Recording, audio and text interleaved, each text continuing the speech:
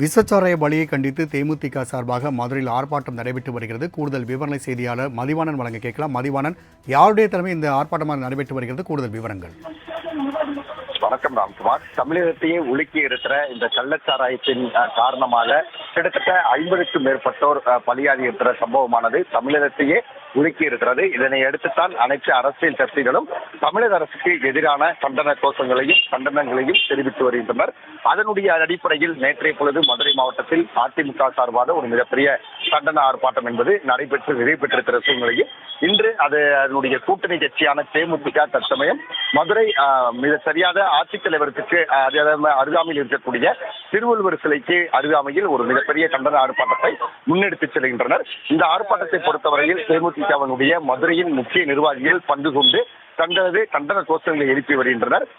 மிகவும் விவசாயிகளாகவும் அதே போல வறுமை கோட்டு கீழ் இருக்கக்கூடிய அவர்கள் தற்சமயம் உயிரிழந்திருக்க சம்பவமானது ஒரு மிகப்பெரிய வருத்தத்தை ஏற்படுத்தி இருக்கிறது. 50க்கும் மேற்பட்டோர் தற்சமயம் பலியாகி இருக்கிற சம்பவம் என்பது ஒரு மிகப்பெரிய அச்சத்தை ஏற்படுத்தி இருக்கிறது. இன்னும் மருத்துவமனையில் சிகிச்சை பெற்று வரக்கூடியவர்கள் எத்தனை பேர் உயிர் பிழைக்கக்கூடும், அதே சமயம் உயிர் மரணிக்கக்கூடிய அச்சம் என்பது நிலவி வருகிறது.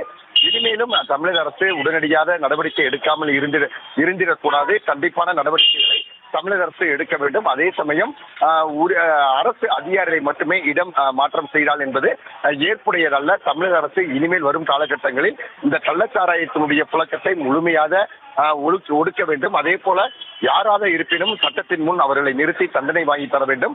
தமிழக அரசு தற்சமயம் 10 லட்சம் ரூபாய் அவர்களுக்கு உயிரிழந்தவர்களுக்கு நிதி என்பது இருந்தாலும் கூட அவர்களுக்கான நிதி என்பது இன்னும் சற்று உயர்த்தி தர வேண்டும். அதே போல பெற்றோர்களை இழந்து குழந்தைகளையும் தவித்து வரக்கூடிய இந்த அபாயகரமான விஷ சாராயத்தை உடனடியாக தமிழக அரசு தடுத்து நிறுத்த வேண்டும். அதே போல கள்ளக்குறிச்சியில் தற்சமயம் முதலாக இந்த சம்பவம் என்பது நடந்திருக்கிறது. மற்ற மாவட்டங்களில் இது போன்ற சம்பவங்கள் இருக்கிறதா என்பதை காவல்துறையினர் தீவிர விசாரணை என்பது மேற்கொள்ள வேண்டும் உள்ளிட்ட பல்வேறு அம்ச கோரிக்கைகளை வலியுறுத்தி தற்சமயம் இந்த போராட்டத்தில் தேமுதிகவினர் ஈடுபட்டு வருகின்றனர். கிட்டத்தட்ட இந்த போராட்டத்தை பொறுத்தவரையில் 300க்கும் மேற்பட்டோர் போராட்டத்தில் ஈடுபட்டு வருகின்றனர். காவல்துறையினரை பொறுத்தவரையில் அவர்களுக்கு பாதுகாப்பு வழங்கி வருகின்றனர். தாங்கள் சாலைகளையும் மறியல் செய்வோம் என்று சொல்லி இருக்கிற பட்சத்தில் காவல்துறையினர் அவர்களோடு சமாதான பேச்சுவார்த்தை நடத்தி உங்களுடைய கருத்துக்களை மிக தெளிவாக தெரிவிப்பதுடன் தொந்தரவும் தர வேண்டாம் என்று சொல்லியதை அடுத்து தற்சமயம் சாலை மறியல் என்பது தடுத்து நிறுத்தப்பட்டிருக்கிறது. அதே சமயம் இந்த கண்டன போராட்டம் என்பது தொடர்ந்து நடைபெற்று வருகிறது. ராம்குமார்,